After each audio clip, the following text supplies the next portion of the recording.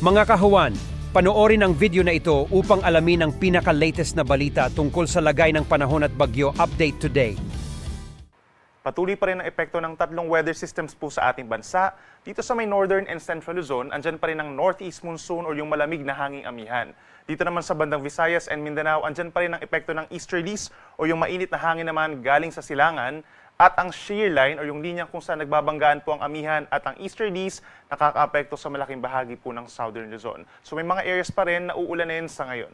Samantala, base naman sa ating latest satellite animation, wala po tayong namamataan na bagyo or low pressure area sa paligid ng ating PAR at makakaapekto rin sa ating bansa sa mga susunod na araw. At para naman sa ating T-Day weather forecast, simula po sa Sabado hanggang sa Lunes, asahan pa rin ang mataas na tsansa ng ulan sa may eastern section of Luzon na bahagyang epekto po ng shear line, bahagyang aakyat ito, habang yung ating northeast monsoon medyo nakakonfine pa rin po dito sa may northern and central Luzon.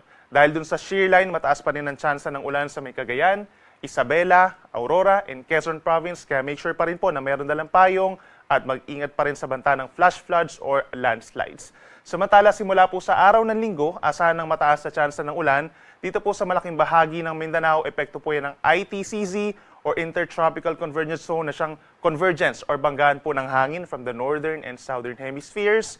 Sunday and Monday, mataas ang tsansa ng ulan sa may Caraga region, Davao region, Soxargen at mga nearby areas pa po sa Mindanao. So mag-ingat din po sa mga banta ng baha at laging tumutok sa ating mga updates and advisories. Samantala dito sa natitirang bahagi po ng northern and central Luzon, may epekto pa rin ng northeast monsoon or hanging amihan. Medyo may kalamigan pa rin at sasamahan pa rin po ng mga mahina hanggang katamtamang mga pag-ulan, lalo na sa mga areas ng Cordillera region and the rest of Cagayan Valley. Habang ang natitirang bahagi ng bansa, asahan pa rin ang bahagyang maulap, fair weather conditions sa maraming lugar, kabilang na yung ating mga kababayan na nagse-celebrate ng festivals dito sa may Ati-Atihan sa may Aklan at sa Sinulog Festival dito sa Cebu po. Meron lamang tsansa ng mga pulupulong mga paulan or pagkidlat, pagkulog.